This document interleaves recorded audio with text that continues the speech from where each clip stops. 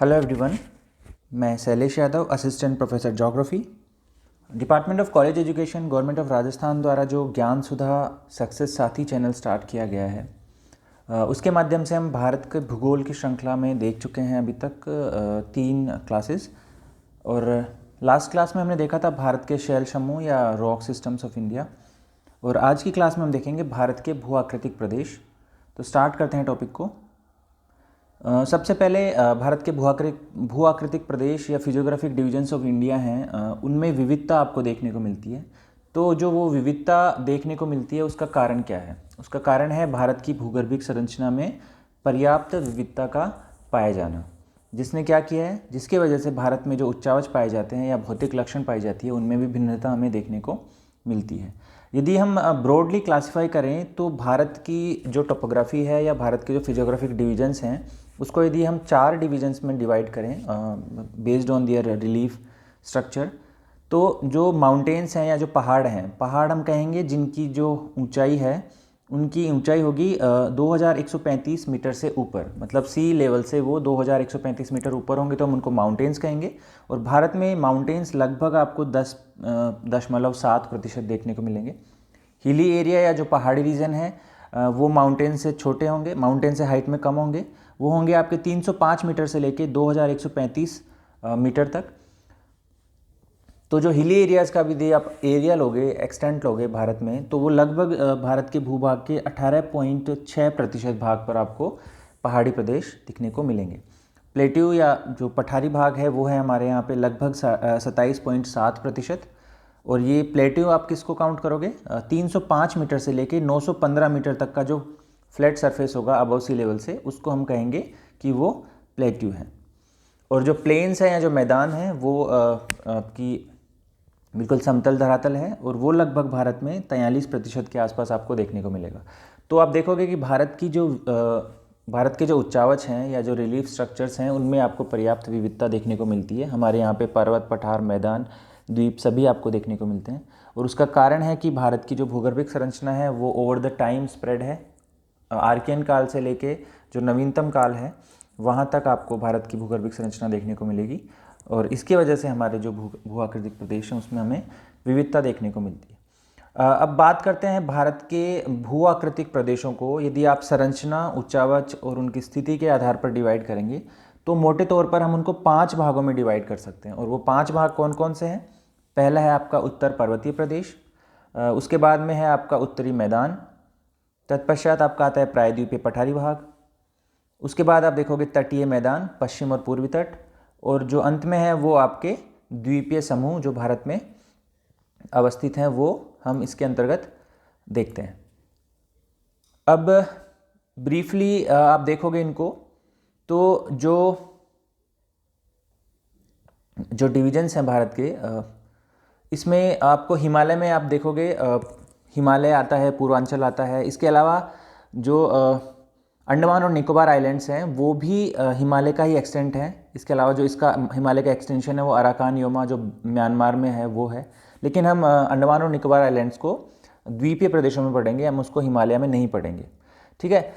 जो आपका उत्तर पर्वतीय प्रदेश है, हिमालय है, ये आपका यंगेस्ट और हाईली अनस्टेबल लैंडमास है भारत का। जो सबसे अस्थिर लैंडमास है वो है ये। इसके बाद में आपका इंडो गैंगेटिक प्लेन या उत्तर का मैदान, नॉर्दर्न माउंटेन्स के जस्ट नीचे जो पहाड़ी भाग है, हिमालय है, उसके जस्ट नीचे आपको मिलता है उत्तरी मैदान। ठीक है। ये मोनोटोनस रीजन है, फीचरलेस टोपोग्राफी है, बिल्कुल समतल है। आप कह सकते हो कि जो भारत का पेनिनसुला है, प्रायद्वीपीय प्रदेश है, और जो माउंटेन्स हैं, ये प्लेट्यू है आपका, ये माउंटेन्स है, इसके बीच में जो फीचरलेस टोपोग्राफी है वो आपकी कहलाती है आपका उत्तरी मैदान। उसके बाद में ये आपका आ गया नीचे प्रायद्वीपीय पठारी भाग, और प्रायद्वीपीय पठार के दोनों तरफ आपको मिलेंगे कोस्टल प्लेन्स। ये भी आपके थोड़े रिसेंट हैं, जो आपके its form due to the consolidation of sediments brought by the rivers. जो फ्लूवियल टोपोग्राफी है या जो नदियाँ हैं उनके द्वारा जो सेडिमेंट्स लाए गए, उनके द्वारा जो निक्षेप जो अवसाद लाए गए, उनके निक्षेपण से ये निर्मित होते हैं कोस्टल प्लेन्स। और इसके बाद में हम देखेंगे द्वीपीय समूह। तो द्वीप में हम 2 ग्रुप देखेंगे। जो लक्षद्वीप और अंडमान एंड निकोबार आइलैंड्स। ठीक है, तो जो आपके इसमें भी हम देखेंगे कि उनका फॉर्मेशन कैसे हुआ। जैसे अंडमान एंड निकोबार आइलैंड आपका टेक्टोनिक प्लेट से बना है, और जो लक्षद्वीप है वो आपका कोरल आइलैंड है। तो ये ब्रीफली मैंने आपको बताया पांचों जो भू-आकृति हैं उनके बारे में। अब हम डिटेल में प्रत्येक भू-आकृति को देखेंगे, और आज की क्लास में हम देखेंगे केवल उत्तर पर्वतीय प्रदेश को। हाँ, इस डायग्राम में आप इनको डिमार्क कर सकते हो। ये जो एरिया है आपका पूर्वांचल हिल्स और हिमालय वाला, ये जो क्षेत्र है ये आपका हो गया उत्तरी हिमालय प्रदेश। इसके बाद में ये आपका जो फीचरलेस टोपोग्राफी है सारा मध्य वाला, ये आपका हो गया उत्तर का मैदान। ठीक है, इसको गंगेटिक प्लेन भी बोलते हैं, गंगा का मैदान भी बोलते हैं, लेकिन हम इसको लेंगे उत्तरी मैदान के रूप में। ये आपका हो गया जो पठारी भाग है, ये हो गया आपका थर्ड टोपोग्राफी। उसके बाद में इसके दोनों तरफ हमारा है कोस्टल प्लेन्स, तटीय मैदान। ठीक है, ये पश्चिम तटीय मैदान, ये आपका पूर्वी तटीय मैदान। और जो अंतिम टोपोग्राफी हम देखेंगे वो देखेंगे हम आइलैंड ग्रुप्स। तो यहाँ पे आइलैंड है, बंगाल की खाड़ी में आइलैंड है, अरब सागर में आपको आइलैंड दिखेंगे। ठीक है, और इसके अलावा इंडियन ओशन में और भी जो रिलेटेड आइलैंड्स हैं उनको हम देखेंगे हमारे जब हम द्वीपीय प्रदेश पढ़ेंगे उनके अंतर्गत। एक नया एक फिर डायग्राम है, ये आपका हिमालय रेंज या उत्तर का पर्वतीय प्रदेश। उसके बाद में उत्तरी मैदान, ये पेनिनसुलर प्लेट्यू पठारी प्रदेश, ये दोनों जो आपके दिख रहे हैं वेस्टर्न और ईस्टर्न कोस्टल प्लेन्स, और ये आपको मिलेंगे आइलैंड ग्रुप्स। ठीक है, तो ये ब्रॉडली हमने क्लासीफाई किया है भारत के भू-आकृतिक प्रदेशों को। अब हम बात करते हैं भारत के भू-आकृतिक प्रदेशों में जो पहला भाग है वो है उत्तर पर्वतीय प्रदेश या नॉर्दर्न माउंटेन्स। ठीक है, स्टार्ट करते हैं। सबसे पहले इसकी अवस्थिति। तो जो उत्तर पर्वतीय प्रदेश है ये आपका प्रायद्वीप के उत्तर में, या कहें तो गंगा के मैदान के उत्तर में अवस्थित है। ठीक है, और इसमें आप पढ़ेंगे हिमालय पर्वत और उत्तरी पूर्वी पहाड़ियों को। हिमालय पर्वतमाला कई समानांतर मतलब कई पैरेलल रेंजेज हैं, कई समानांतर आपको पहाड़ देखने को मिलेंगे इसमें। तो ये उन समानांतर श्रृंखला पहाड़ियों पर्वतों की एक श्रृंखला है, पैरेलल माउंटेन्स की एक सीरीज है ये उत्तर पर्वतीय प्रदेश। हिमालय विश्व के सबसे ऊंचे और ऊबड़ खाबड़ पर्वतों के रूप में विख्यात है। ये एक मजबूत लंबी दीवार की तरह है। ठीक है, इसके जो हिमालय प्रदेश है इसका भारतीय जलवायु पर बहुत बड़ा इम्पैक्ट है। इनफैक्ट आप कहो तो जो पूरा इंडियन सब कॉन्टिनेंट का क्लाइमेट है वो डिटरमाइन करता है हिमालय। श्रेणियाँ जो हैं हिमालय की जो श्रेणियाँ हैं ये गहरी घाटियों द्वारा अलग की जाती हैं। ये बहुत ही डिसेक्टेड टोपोग्राफी है, बहुत ही विच्छेदित स्थलाकृति है, बहुत अधिक अपरदन हुआ है, बहुत अधिक कटान फटान हुआ है, क्योंकि ये कंपैरेटिवली नया यूथ स्टेज में है। यहाँ की नदियाँ जो हिमालय का जो अपवाह तंत्र है वो बहुत कंपैरेटिवली नया है। ठीक है, तो उन्होंने क्या किया है, जो यहाँ की टोपोग्राफी है या जो स्थलाकृति है उनको बहुत अधिक विच्छेदित किया है। हिमालय ना केवल एक प्राकृतिक अवरोधक है, बल्कि ये क्या है, ये एक जलवायु अपवाह और सांस्कृतिक विभाजक भी है। तो हिमालय क्या है आपका, एक क्लाइमेटिक बैरियर भी है, ड्रेनेज को भी डिफाइन करता है, साथ ही एक कल्चरल डाइवर्सिटी को भी डिफाइन करता है। आप हिमालय के आर पार देखोगे, हिमालय की वजह से बहुत सारा कल्चरल डिविजन्स उत्पन्न हुआ है। ठीक है, तो हिमालय एक प्राकृतिक अवरोधक ही नहीं अपितु एक जलवायु अपवाह और सांस्कृतिक विभाजक भी है। कई बार एग्जाम में क्वेश्चन आता है, सेम स्टेटमेंट बोलता है कि हिमालय एक प्राकृतिक अवरोधक ही नहीं है अपितु एक जलवायु अपवाह और सांस्कृतिक विभाजक भी है। इसको स्पष्ट करिए। तो आपको समझाना पड़ेगा कि क्या क्या रीजन्स हैं, क्या कारण है, और कैसे ये एक न केवल एक प्राकृतिक अवरोधक है बल्कि ये जलवायु को भी डिफाइन करता है, अपवाह प्रतिरूप को प्रभावित करता है और एक सांस्कृतिक विभाजक की भांति भी कार्य करता है। तो ये कुछ बेसिक इंट्रोडक्शन था हमारा जो उत्तर पर्वतीय प्रदेश था उसका। अब हम इसको अध्ययन की दृष्टि से कुछ फैक्ट्स हैं हिमालय के बारे में। देखो, हिमालय का जो दक्षिणी ढलान है, जो उसके दक्षिणी ढाल हैं, वो उनका स्लोप ज़्यादा है, बहुत स्टीप हैं। ठीक है, बहुत तेज ढाल वाले हैं। जबकि यदि उत्तरी भाग की बात करोगे तो उत्तरी भाग इसके कम ढाल वाले हैं। लेकिन आप देखोगे कि जो हिमालय पर पर्वतारोहण करते हैं, जो जैसे हिमालय की सबसे ऊंची चोटी है वो है माउंट एवरेस्ट, जो आपके नेपाल में अवस्थित है। तो जो माउंट एवरेस्ट पे जो पर्वतारोही पर्वतारोहण करते हैं वो उनके लिए इजी रहेगा यदि वो उत्तर दिशा से उसके ऊपर चढ़ाई करें। लेकिन क्या होता है कि जो इसका उत्तरी भाग है वो चीन में पड़ता है। तो चीन क्या करता है, जो पर्वतारोहण करने वाले लोग हैं या जो पर्वतारोही हैं उनके ऊपर बहुत सारे सैंक्शंस डालता है उनको, या काफ़ी रेस्ट्रिक्शंस लगाता है। ठीक है, तो उन रेस्ट्रिक्शंस की वजह से, उन रेस्ट्रिक्शंस को बचने के लिए जो पर्वतारोही क्या करते हैं वो नेपाल के दक्षिणी ढलानों के सहारे चढ़ाई करते हैं। ठीक है, जबकि दक्षिणी ढलान क्या है, थोड़े तेज हैं, तीखे हैं, स्लोप ज़्यादा है, उनका ढलान ज़्यादा है, लेकिन फिर भी वो दक्षिणी ढलानों के सहारे चढ़ाई करते हैं। इसके बाद में आप देखोगे कि हिमालय जो पर्वतमाला है उसका अधिकतम विस्तार जो है, अधिकांशतः जो विस्तार है उसका, वो है भारत, नेपाल और भूटान में। ठीक है, इसका उत्तरी ढलान आंशिक रूप से ट्रांस तिब्बत या ट्रांस हिमालय में स्थित है, तिब्बत में स्थित है, जिसको ट्रांस हिमालय बोलते हैं। और इसका जो पश्चिमी भाग है, जो इसका वेस्टर्न मोस्ट पार्ट है, वो है आपका अफगानिस्तान, पाकिस्तान और सेंट्रल एशिया में। ठीक है, तो इसका जो विस्तार है वो काफ़ी लंबा चौड़ा है, लेकिन इसका अधिकांश भाग भारत, नेपाल और भूटान में अवस्थित है। आप देखोगे कि तिब्बत और गंगा के मैदान के बीच में जो पामीर का नोट है और जो गंगा का मैदान है उसके बीच में हिमालय 3 समानांतर श्रेणियों में अवस्थित है। कहने का मतलब यह है कि ट्रांस हिमालय और जो गंगा का मैदान है उसके बीच में हिमालय की 3 श्रेणियां अवस्थित हैं। सबसे पहले आपकी आएगी महान हिमालय, उसके बाद में आपका आएगा मध्य हिमालय और सबसे नीचे आएगा शिवालिक। तो तिब्बत और गंगा के मैदान के बीच में हिमालय 3 समानांतर श्रेणियों में फैला हुआ है। अब हिमालय को यदि आप हिमालय के बारे में आप बात करोगे तो हिमालय का हम देखेंगे पहले अनुदैर्ध्य विभाजन। ठीक है, और उसके बाद में इसका देखेंगे हम रीजनल डिवीजन्स, अनुदैर्ध्य और रीजनल्स।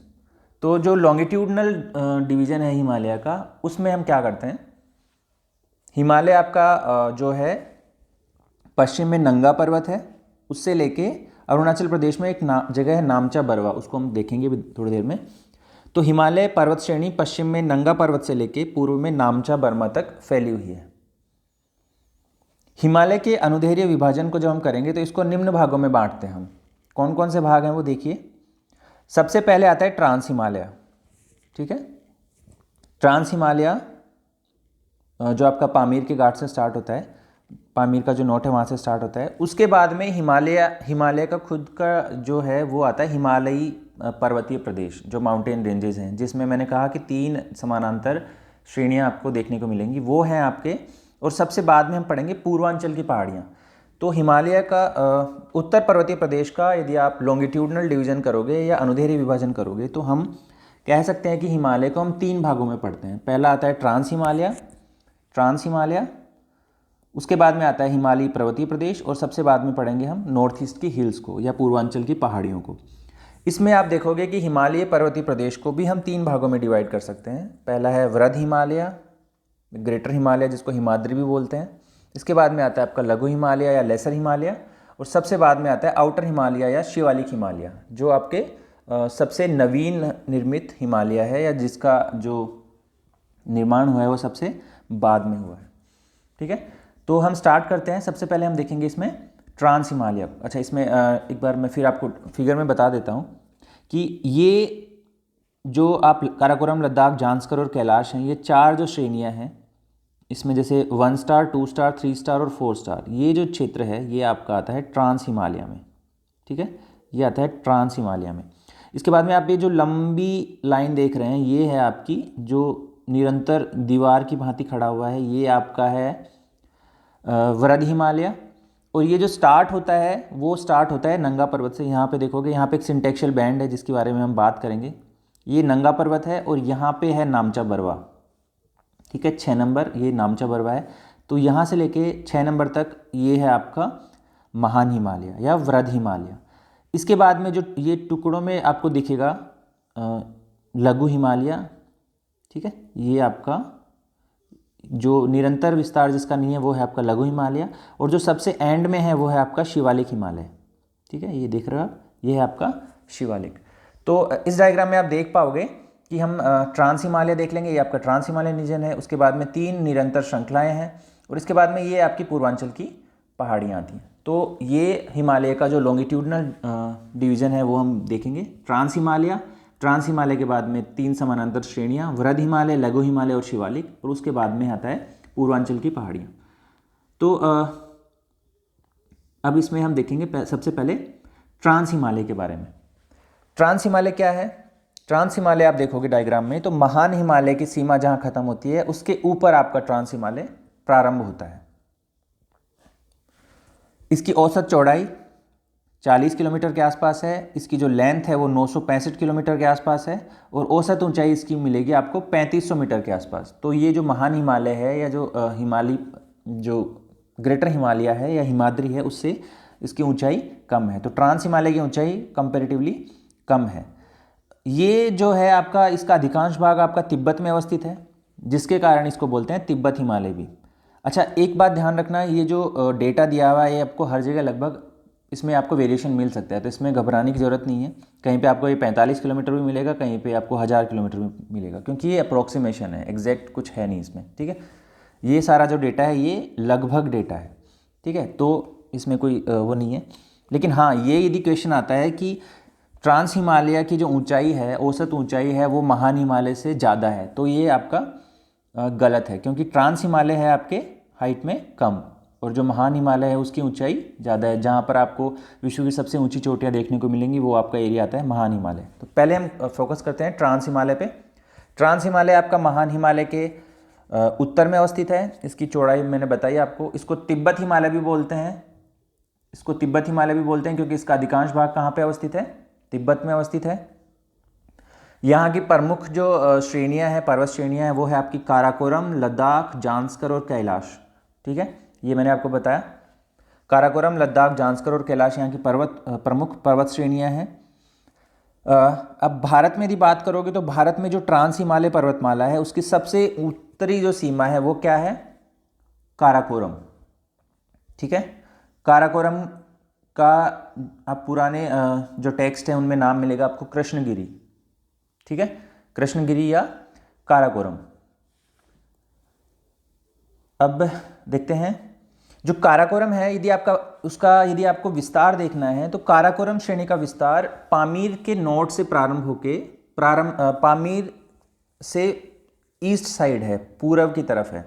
ठीक है, लगभग 500 किलोमीटर तक फैली हुई है ये।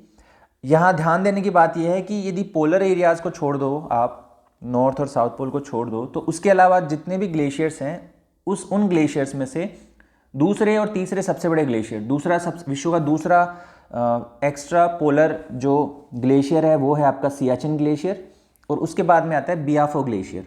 तो ये जो दोनों ग्लेशियर हैं ये आपके, ये दूसरा है और ये तीसरा है, ये आपके कहाँ अवस्थित हैं? ये हिमनदिया ग्लेशियर्स ये आपके अवस्थित हैं काराकोरम पे। ठीक है, और विश्व का सबसे बड़ा जो ग्लेशियर है जो पोल्स के बाहर अवस्थित है वो कौन सा है? वो है आपका फेडचेनको, FEDCHENKO। फेडचेनको ग्लेशियर है, ये आपका तजाकिस्तान में अवस्थित है। तो फेडचेनको के बाद में दूसरे और तीसरे सबसे बड़े जो ग्लेशियर्स हैं जो पोल्स के बाहर अवस्थित हैं, सियाचिन और बियाफो, वो आपके काराकोरम रेंज पे आपको देखने को मिलते हैं। ठीक है, अब इसके बाद में देखते हैं जो काराकोरम है, यहाँ पर आपको जो आपका ट्रांस हिमालय है यहाँ पे आपको बहुत सारे ऊंचे शिखर देखने को मिलते हैं। जैसे भारत का जो सबसे बड़ा शिखर है वो क्या है आपका? वो है आपका K2 गॉडविन ऑस्टिन, जिसकी हाइट है आपकी 8611 मीटर, जिसकी ऊंचाई ये है। तो ये आपको यहाँ पे देखने को मिलता है काराकोरम रेंज पे, ट्रांस हिमालय में। इसके अलावा जो काराकोरम सीरीज है, काराकोरम श्रेणी है, काराकोरम जो माउंटेन रेंज है उसके उत्तर पूर्व में आपका लद्दाख का पठार अवस्थित है। ठीक है, जो लद्दाख का पठार है इसमें कई मैदान और पहाड़ हैं, जिसमें आपको देखने को मिलेगा सोडा मैदान, अक्साई चिन, लिंगजी ताप, देपसांग बेसिन और चांगचेनमो। तो ये बहुत सारे छोटे छोटे वहाँ पे डिसेक्टेड प्लेट्यूज हैं, रेंजेस हैं, बेसिन्स हैं, जिसमें आपको बहुत सारे लेक्स भी देखने को मिलेंगे। तो ये आपके ट्रांस हिमालय के ही भाग हैं। नेक्स्ट स्लाइड देखते हैं हम। नेक्स्ट स्लाइड देखोगे आप, जो नंगा पर्वत है इसी ट्रांस हिमालय में ही नंगा पर्वत जो है आपका जांस्कर श्रेणी में अवस्थित है, ठीक है। और इसके उत्तर में लगभग समानांतर क्या है आपका, लद्दाख अवस्थित है। नंगा पर्वत मैंने आपको डायग्राम में बताया था अभी, जहाँ पे जो हिमालय है उसमें सिंटेक्शियल बैंड पाए जाते हैं, जिनको हम आगे वाली स्लाइड में देखेंगे। तो ये आपका नंगा पर्वत हो गया। इसमें आप देखोगे जो कैलाश श्रेणी है जो पश्चिमी तिब्बत में अवस्थित है, भारत में अवस्थित नहीं है। ट्रांस हिमालय में काराकोरम, लद्दाख और जांस्कर भारत में अवस्थित है। और जो कैलाश रेंज है वो आपके कहाँ अवस्थित है, वो पश्चिमी तिब्बत में अवस्थित है। और ये क्या है, जो लद्दाख सीरीज है उसी का ही ऑफशूट है। ऑफशूट मतलब यहाँ जैसे खत्म होती है लद्दाख सीरीज और उसके थोड़ा सा आगे ये चल के कैलाश आता है, और कैलाश जो है वो आपका वेस्टर्न तिब्बत में अवस्थित है। तो इसका ऑफशूट है ये आपका कैलाश श्रेणी, ठीक है। और कैलाश श्रेणी के उत्तरी ढलानों से ही जो इंडस रिवर है या सिंधु नदी है उसका उद्गम होता है। ट्रांस हिमालय जो समूची श्रेणी है उसके ऊपर आपको वनस्पति आवरण बिल्कुल भी नहीं पाया जाएगा, मतलब हार्डली वहाँ पर वनस्पति का आवरण देखने को मिलता है, मतलब वो वन विहीन क्षेत्र है, ठीक है। इस डायग्राम में आप देख सकते हो, ये आपका काराकोरम है जो पामीर से लगभग 500 किलोमीटर ईस्ट की तरफ अवस्थित है, ठीक है। ये आपका काराकोरम के जस्ट नीचे लद्दाख रेंज है और उसके जस्ट नीचे है जांस्कर। तो सबसे ऊपर हो गया काराकोरम, उसके बाद में हो गया लद्दाख, उसके बाद में आ गया जांस्कर, ठीक है। तो इसका सीक्वेंस भी आपको पता होना चाहिए उत्तर से दक्षिण की तरफ। जांस्कर जो रेंज है, सॉरी लद्दाख जो रेंज है, लद्दाख का ऑफशूट ये आपका है कैलाश रेंज। मैंने कहा कि लद्दाख का ऑफशूट है कैलाश रेंज जो लद्दाख के पूर्व में अवस्थित है और ये आपका पश्चिमी तिब्बत में पड़ता है, ठीक है। तो काराकोरम, लद्दाख, जांस्कर हो गया। इसका सीक्वेंस आपको पता होना चाहिए था। कई बार एग्जाम में पूछता है इनका सीक्वेंस, तो जैसे मैं आपको यहाँ बता देता हूँ, काराकोरम, लद्दाख, जांस्कर, पीर पंजाल, तो ये 4 माउंटेन रेंजेस जिनका पूछा जाता है एग्जाम में। तो सबसे ऊपर आता है काराकोरम, उसके बाद में है लद्दाख, उसके बाद में है जांस्कर और उसके बाद में है पीर पंजाल। और पीर पंजाल के थोड़ा सा नीचे आपको मिलेगा धौलाधार। तो ये आपको याद रखना है KLZPD, काराकोरम, लद्दाख, जांस्कर, पीर पंजाल और धौलाधार। नेक्स्ट स्लाइड देखते हैं हम। ट्रांस हिमालय हमारा हो गया। ट्रांस हिमालय के बाद में जो हिमालयी पर्वतीय प्रदेश है उसमें 3 समानांतर आपको पर्वत मिलते हैं। 3 समानांतर पर्वत कौन कौन से हैं? पहला है महान हिमालय, उसके बाद में आता है आपका ग्रेटर हिमालय। सबसे पहले आपका आ गया ग्रेटर हिमालय, उसके बाद में आता है आपका लघु हिमालय या लेसर हिमालय, और सबसे नीचे आपको मिलेगा शिवालिक्स, ठीक है। तो इनमें सबसे जो पहले आता है हिमाद्री जिसको बोलते हैं, वो है आपका महान हिमालय या हिमाद्री। इसके बारे में हम बात करते हैं। देखो, इस श्रेणी को आंतरिक हिमालय, इनर हिमालय या फिर हिमाद्री भी कहते हैं। इसकी औसत चौड़ाई आपको मिलेगी 25 किलोमीटर, औसत ऊंचाई मिलेगी आपको 6100 मीटर। सबसे ऊंचा है ये हिमालय में, जितना भी वर्गीकरण पढ़ेंगे उसमें सबसे औसत ऊंचाई के आधार पर सबसे ऊंचा है ये, ठीक है।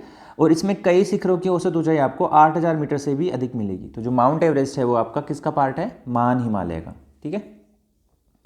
इसके बाद में जो महान हिमालय की विशेषता है जोग्राफिकली, जियोलॉजिकली, वो क्या है? इसमें असममित वलन पाए जाते हैं, ठीक है। एसिमेट्रिक फोल्ड्स पाए जाते हैं इसमें।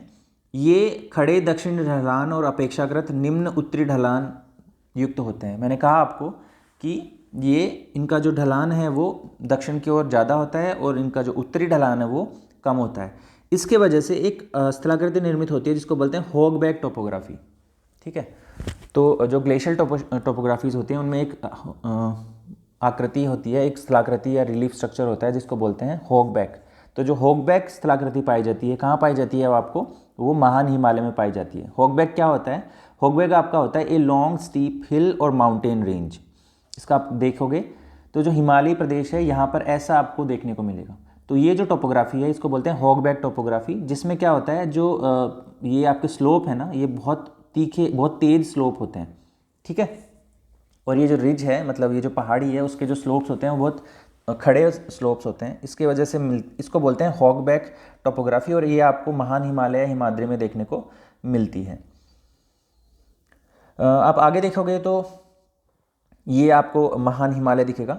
ये जो रेंज है ये आपकी महान हिमालय है, ठीक है। इसके स्टार्ट कहाँ से हो रहा है? ये आपका स्टार्ट हो रहा है 1 नंबर से। एक है क्या है? चोटी। ये है आपकी नंगा पर्वत, ठीक है। और ये एंड हो रहा है आपका नामचा बर्मा पे। जो सबसे ऊंची चोटियां हैं, मैंने थोड़ी देर पहले आपको बताया था कि माउंट एवरेस्ट है। माउंट एवरेस्ट कहाँ पर अवस्थित है? ये देखिए 4 नंबर, ये नेपाल हिमालय में अवस्थित है और महान हिमालय का पार्ट है। तो जो सबसे ऊंचा हिमालय है वो आपका कौन सा है? महान हिमालय। ये देखिए आप एक दीवार की भांति पूरा वेस्ट से ईस्ट तक ये विस्तारित है, जिस पर 2 बैंड पाए जाते हैं। ये यहाँ पे ये टर्न लेता है, एक हेयर पिन बैंड बोलते हैं इनको, क्योंकि इसमें एकदम से मुड़ाव आता है। और यहाँ पे सेम एक बैंड है जो यहाँ जहाँ पे आपको 6 नंबर दिख रहा है नामचा बरवा, वहाँ पर एक फिर बैंड दिखता है। तो ये आपको 2 बैंड दिखेंगे यहाँ पे, जिनको बोलते हैं सिंटेक्शियल बैंड या अक्षीय संघीय बैंड, ठीक है। तो ये आपका हो गया महान हिमालय, है ना। इस पे ही आप महान हिमालय पे आपके सिक्किम हिमालय में आपको दिखेगा 5 नंबर कंचनजंगा जो चोटी है वो। तो ये आपका हो गया हिमाद्री या महान हिमालय। इसमें और देखते हैं हम। देखो हिमालय की लगभग सभी ऊंची चोटियां जैसे माउंट एवरेस्ट, कंचनजंगा, मकालू, धौलागिरी, नंगा पर्वत, अन्नपूर्णा, ये सब यहीं इसी क्षेत्र में आपको देखने को मिलती हैं। इसके अलावा महान हिमालय में बहुत सारे पासेज या दर्रे पाए जाते हैं। जैसे जम्मू एंड कश्मीर जो रीजन है, जो अभी तो स्टेट नहीं रहा, अभी तो जम्मू रीजन अलग हो गया और लद्दाख रीजन अलग हो गया, उसमें आपको पास देखने को मिलेंगे। जैसे बुर्जिल हो गया, जोजिला हो गया, ठीक है, बुर्जिल जोजिला। हिमाचल प्रदेश में आपको देखने को मिलेगा बारालाचा, शिपकिला। इसके अलावा उत्तराखंड में आपको देखने को मिलेगा थागला, नीति पास और लिपू लेक, ठीक है। और सिक्किम में आपको मिलेगा नाथुला और जेलेपला। तो अभी आप केवल नाम याद रखिए पासेस के, डिटेल में हम एक क्लास करेंगे, उसमें केवल हम भारत में जो प्रमुख दर्रे हैं, पर्वतीय प्रदेशों में पाए जाने वाले जो दर्रे हैं, चाहे वो हिमालय में हो या दक्षिण भारत में हो, उन सबको एक ही क्लास में हम देखेंगे। लेकिन हम कई बार क्वेश्चंस आता है कि जो बुर्जिल पास है वो कहाँ अवस्थित है, कौन से राज्य में अवस्थित है, या पूछा जाता है कि निम्नलिखित में से कौन सा दर्रा उत्तराखंड में अवस्थित नहीं है। जैसे मैं आपको ऑप्शन दूँ, जैसे उत्तराखंड में थागला, नीति और लिपू लेक है। यदि मैं कहूँ कि शिपकिला भी उत्तराखंड में अवस्थित है तो वो स्टेटमेंट हो जाएगा आपका इनकरेक्ट। तो आपको स्टेट वाइज भी याद होना चाहिए कि कौन से दर्रे किस किस राज्य में अवस्थित हैं। एक बार रिवाइज कर लेते हैं। जम्मू एंड कश्मीर रीजन में आपका बुर्जिल और जोजिला है, ठीक है। हिमाचल में आपका बारालाचा और शिपकिला, उत्तराखंड में थागला, नीति और लिपू लेक, और सिक्किम में नाथुला और जेलेपला। सिक्किम का आप थोड़ा सा ज़्यादा देखिएगा क्योंकि सिक्किम के पासेज आपको एग्जाम में बहुत बार पूछे जाते हैं। जैसा कि मैंने कहा था आपको, हिमालय के अक्ष संघीय मोड या सिंटेक्शियल बैंड, ये होता क्या है? आप देखोगे कि हिमालय की जो सामान्य संरचना है, इसके पश्चिमी और पूर्वी जो भाग हैं वहाँ पर आपको एकदम से परिवर्तन देखने को मिलते हैं। और ये एकदम से जो हेयर पिन जैसा बैंड आपको देखने को मिलता है, इन्हीं बैंड्स को हम कहते हैं अक्ष संघीय मोड या सिंटेक्शियल बैंड्स, ठीक है। और ये बैंड कहाँ कहाँ देखने को मिलते हैं आपको? जो वेस्टर्न सिंटेक्शियल बैंड है या पश्चिमी सिंटेक्शियल बैंड है वो आपको मिलता है यहाँ पे नंगा पर्वत पे, जो आपका काराकोरम इसके ग्रेट हिमालय के टिप पे है, ठीक है। नंगा पर्वत जो है आपका जांस्कर जो सीरीज है, काराकोरम लद्दाख जांस्कर, मैंने जो बताया था आपको, जो आपका ट्रांस हिमालय का एंड पॉइंट है, उसके और जो ग्रेटर हिमालय है उसके दोनों के लगभग उसमें है, पास में ही है। और ये यहाँ पर क्या होता है, एकदम से टर्न लेती है, जो रेंज है वो एकदम से टर्न लेती है। तो आपका ये वेस्टर्न सिंटेक्शियल बैंड पाया जाता है नंगा पर्वत पे, और जो ईस्टर्न जो सिंटेक्शियल बैंड है वो आपका होता है हिमालय के उत्तर पूर्वी छोर पर अरुणाचल प्रदेश में जो दिहांग गोर्ज है, ठीक है, यहाँ पे जो है, यहाँ पे आपका होता है नामचा बरवा। तो हिमालय के अक्ष संघीय मोड हमने देख लिए क्या होते हैं। हिमालय का जो पश्चिमी और पूर्वी छोर है उनके ऊपर एकदम से तीव्र परिवर्तन आते हैं। इन तीव्र परिवर्तनों को ही हम क्या कहते हैं? सिंटेक्शियल मोड या अक्ष संघीय मोड। और ये आपके नंगा पर्वत पे और जो आपका नामचा बरवा है वहाँ पर ये अवस्थित हैं। तो ये यदि कोई शॉर्ट क्वेश्चन आता है आपको 50 वर्ड्स में, तो उसमें पूछ सकता है कि हिमालय के अक्ष संघीय मोड क्या है या हिमालय के सिंटेक्शियल बैंड्स क्या हैं, उसमें आप लिख सकते हो इसको। इसके बाद में हम देखते हैं महान हिमालय से जस्ट नीचे जो आता है वो आता है लघु हिमालय या लेसर हिमालय। तो लेसर हिमालय क्या है? इन श्रेणियों को मध्य हिमालय या हिमाचल हिमालय भी कहते हैं। देखो, इसको मध्य हिमालय क्यों बोलते हैं? क्योंकि 3 जो श्रेणियां मैंने समानांतर श्रेणियां बताई आपको, सबसे पहले आपको बताया मैंने महान हिमालय, उसके बाद में आएगा आपका लघु हिमालय और सबसे नीचे आपका आएगा शिवालिक।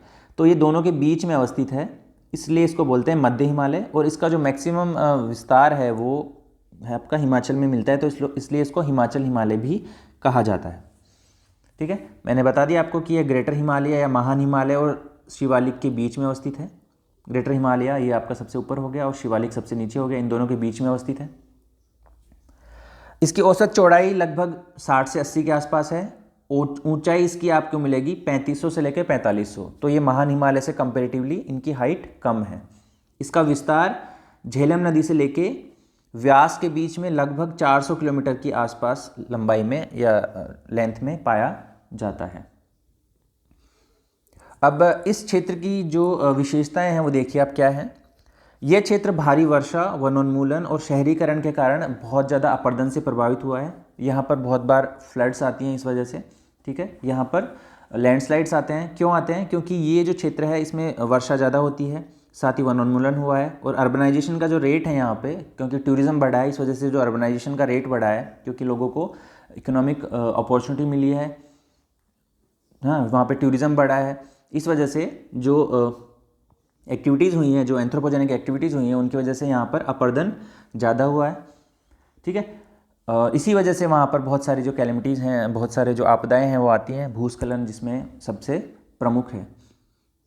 नेपाल और पंजाब में ये समानांतर श्रेणियों के रूप में और पाया जाता है, जबकि कुमायूं हिमालय जो है वहाँ पर ये छोटी मोटी पहाड़ी पर्वतों के रूप में ये देखी जा सकती है। ये जो लघु हिमालय है उसके बारे में बात कर रहे हैं। नेपाल और पंजाब में ये बिल्कुल समानांतर श्रेणियों में है, जबकि कुमायूं में ये छुटपुट पर्वतों के रूप में देखा जा सकता है। यहाँ पर बहुत सारे मैंने जैसे कहा कि बहुत सारा टूरिज़्म जिन पे टूरिस्ट स्पॉट्स हैं यहाँ पे, जैसे शिमला, मसूरी, रानीखेत, नैनीताल, अल्मोड़ा और दार्जिलिंग। तो बहुत सारे जो टूरिस्ट स्पॉट्स हैं वो कहाँ अवस्थित हैं? वो आपके लघु हिमालय पे अवस्थित हैं। ये भी क्वेश्चन पूछा जा सकता है कि शिमला, मसूरी, रानीखेत, नैनीताल ये किस हिमालय पर अवस्थित हैं? तो ये आपके लघु हिमालय, मध्य हिमालय या हिमाचल हिमालय के भाग हैं। अब हम देखते हैं, देखो जो लघु हिमालय है उसमें बहुत सारे जो रेंज हैं वो कौन कौन से क्षेत्रों में अवस्थित हैं। तो जैसे पीर पंजाल कहाँ अवस्थित है? आपका जम्मू और कश्मीर रीजन में। ठीक है, ये जो आपका रेंज है, पीर पंजाल रेंज है, ये कश्मीर घाटी है उसके दक्षिण में अवस्थित है। इसके अलावा धौलाधार रेंज है आपकी हिमाचल प्रदेश में। मसूरी और जो नाग टिब्बा रेंज है वो आपकी कहाँ अवस्थित है? उत्तराखंड में। और महाभारत जो है वो है आपकी नेपाल में। ठीक है, तो ये जो लघु हिमालय या मध्य हिमालय है उसकी रेंजेस के रीजनल नाम हैं। ठीक है, पीर पंजाल जम्मू कश्मीर, धौलाधार आपकी हिमाचल, मसूरी और नाग टिब्बा उत्तराखंड में, और महाभारत जो है वो आपकी नेपाल में अवस्थित है। इसके अलावा यहाँ पर जो प्रमुख दर्रे हैं उसमें पीर पंजाल और बनिहाल दर्रे हैं। ठीक है, लघु हिमालय में जो अवस्थित दर्रे हैं पीर पंजाल और बनिहाल हैं। अब आप देखोगे कि जो लघु हिमालय और जो वृद्ध हिमालय है उसके बीच में 2 ओपन वैलीज़ का विकास हुआ है, 2 खुली घाटियों का विकास हुआ है। उन घाटियों में कौन कौन सी हैं? एक है आपकी कश्मीर घाटी जो आपकी पूर्व में अवस्थित है, और जो पश्चिम में अवस्थित है, और काठमांडू घाटी जो है वो आपकी पूर्वी भाग में आपको देखने को मिलती है। इसके अलावा यहाँ पर जैसे कि मैंने आपको पहले बताया कि बहुत सारे पर्वतीय माउंटेन टूरिस्ट स्पॉट्स हैं, जैसे शिमला, चायल, रानीखेत, मसूरी, नैनीताल, अल्मोड़ा और दार्जिलिंग अवस्थित हैं। इस श्रेणी के ढालों के सहारे कई चरागाह पाए जाते हैं। ठीक है, ये इंपॉर्टेंट आपको ध्यान रखना है। ये जो चरागाह पाए जाते हैं जिनको कश्मीर में बोलते हैं मर्ग, ठीक है, और उत्तराखंड में इनको बोलते हैं बुग्याल या पयार। तो जो मर्ग के एग्जाम्पल है वो आपके गुलमर्ग, सोनमर्ग, तानमर्ग, ये आप सुनते होंगे नाम। तो ये जो मर्ग हैं ये क्या है? बेसिकली ये चरागाह हैं। ठीक है, जिनको कश्मीर में मर्ग बोलते हैं और उत्तराखंड वाले क्षेत्र में इनको बोलते हैं बुग्याल या पयार्स। तो ये भी क्वेश्चन आता है कई बार मैच द फॉलोइंग में कि बुग्याल क्या है। तो बुग्याल क्या है, एक चरागाह है जो आपका उत्तराखंड क्षेत्र में पाए जाते हैं और ये लघु हिमालय पर अवस्थित होते हैं।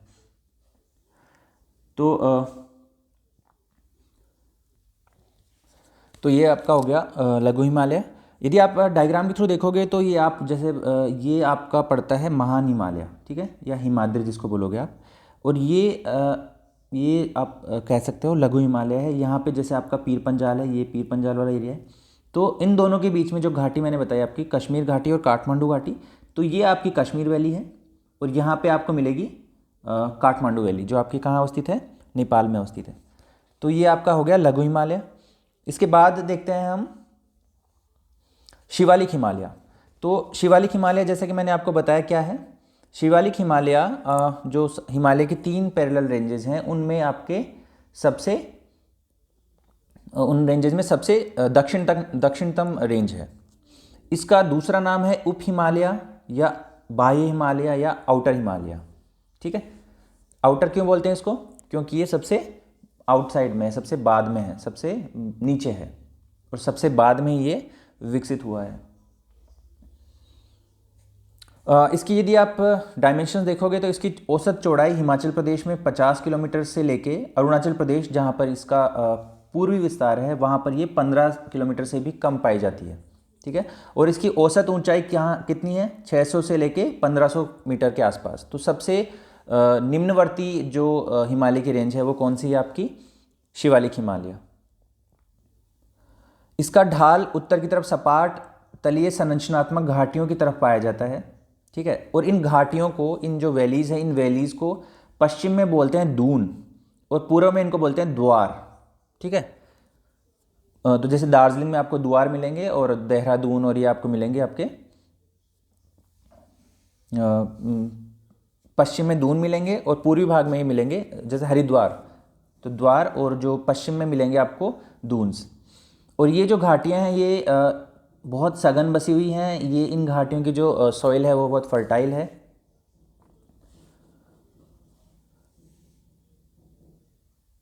ठीक है। इसमें हम देखेंगे, इसमें जो ये शिवालिक हिमालय में ये जो घाटियाँ हैं इनमें बहुत सारे असंगठित पदार्थ मिलते हैं, ठीक है, अनकॉन्सोलिडेटेड कॉन्ग्लोमरेट्स मिलते हैं, जिनको जो कहाँ से आते हैं, वो जो हिमालय से जो नदियाँ निकलती हैं वो अपने द्वारा जो बहा के लाती हैं, अवसाद लाती हैं, वो अवसाद जमा होकर असंगठित पदार्थों के रूप में इन दून और द्वार्स को निर्मित करते हैं। अब थोड़ा सा एडिशनल इन्फॉर्मेशन मैं आपको देता हूँ कि फॉर्मेशन ऑफ दून्स एंड द्वार्स, जो दून और द्वार जो घाटियाँ बनती हैं उन घाटियों का फॉर्मेशन कैसे हुआ है। देखिए सिंपल सा ये है कि शिवालिक हिल्स है ना, वो कैसे बनी है, ये एक्यूमुलेशन ऑफ कॉन्ग्लोमरेट्स की वजह से बनी है। कॉन्ग्लोमरेट्स मतलब जो भी असंगठित पदार्थ हैं उनको हम बोलेंगे कॉन्ग्लोमरेट्स, जैसे सैंड हो गया, स्टोन हो गया, सिल्ट, ग्रेवल, डेब्रिश हो गया, ये सब। तो ये जो पदार्थ थे ऊपर से नदियों ने बहा के लाए, उसके वजह से क्या हुआ, उनका एक्यूमुलेशन हुआ, वो असंगठित पदार्थ एक जगह इकट्ठे हो गए, ठीक है।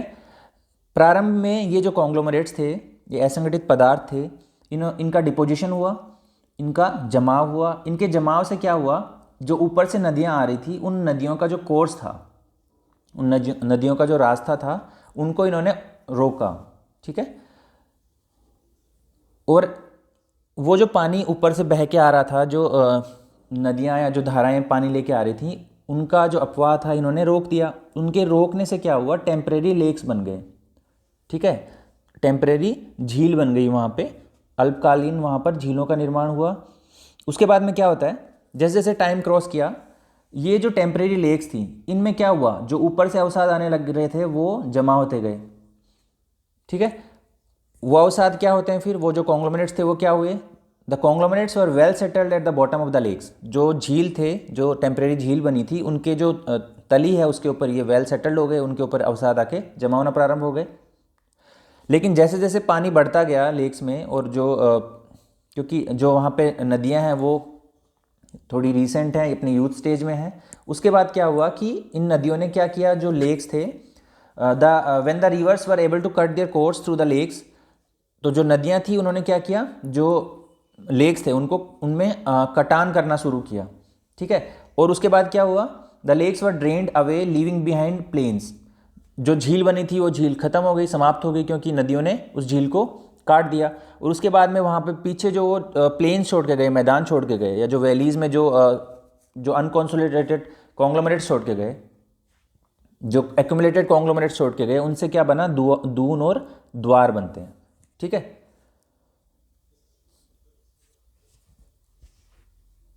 दून और द्वार बनते हैं। तो जो दून थे वो वेस्ट में बने, पश्चिमी भाग में आप कहते हैं उनको दून, जैसे देहरादून, और जो ईस्ट भाग या पूर्वी भाग है वहाँ पे बनते हैं वो द्वार्स, या जैसे हरिद्वार आपके हो गए द्वार्स का एग्जाम्पल। तो बेसिकली ये क्या है, जो दून और द्वार हैं वो असंगठित पदार्थों के एक्यूमुलेशन से बने घाटियाँ हैं, वैलीज हैं, जो जहाँ पर आपको क्या मिलता है, बहुत ही उपजाऊ मिट्टी मिलती है, और ये बहुत ही फर्टाइल रीजन्स हैं। इसके साथ ही एक और है जिसको बोलते हैं चोस। तो ये जो चोस है ये क्या होते हैं, the southern slopes of Shivalik range in Punjab and Himachal Pradesh are almost devoid of forest cover. हमें पता है कि शिवालिक के जो दक्षिणी जो ढाल हैं, स्पेशली पंजाब और हिमाचल प्रदेश में, वहाँ पर आपको फॉरेस्ट कवर नहीं मिलता है। ठीक है, और ये जो एरिया है, जो हिमाचल और पंजाब में ये जो एरिया है, ये जो पहाड़ी प्रदेश है, वहाँ पर जो सीजनल जो मौसमी धाराएं हैं या मौसमी नदियाँ हैं, वो क्या करती हैं, उस टोपोग्राफी को, उस पहाड़ी भाग को काट दिया उन्होंने, बहुत जगह पे अपर्दन कर दिया है। तो ये जो स्लोप्स हैं, ये जो सीजनल स्ट्रीम्स हैं जिन्होंने अपर्दन किया है, उन स्ट्रीम्स को, उन धाराओं को हम कहते हैं चोस, जिसकी वजह से क्या हुआ है, वो एरिया बहुत ही वहाँ पर जो अपर्दन है वो बहुत अधिक हुआ है। ठीक है, तो इसमें हमने देखा कि दून्स क्या है, द्वार्स क्या है, कैसे बने, साथ ही हमने देखा कि जो चोस है वो क्या होता है। शिवालिक हिमालय में हम देखते हैं फिर। शिवालिक हिमालय आपका सिंधु नदी के जो महाखंड है वहाँ से ब्रह्मपुत्र घाटी तक फैला हुआ है, सिंधु से लेके ब्रह्मपुत्र तक फैला हुआ है, और इसकी कुल लंबाई लगभग 2400 किलोमीटर के आसपास है। नेपाल से आगे पूर्व की ओर शिवालिक हिमालय का विस्तार थोड़ा कम होता जाता है। ठीक है, इसका जो मैक्सिमम विस्तार है वो किधर है, भारत में है, पश्चिमी भाग की तरफ है, और पूर्वी भाग में इसका विस्तार कम होता जाता है।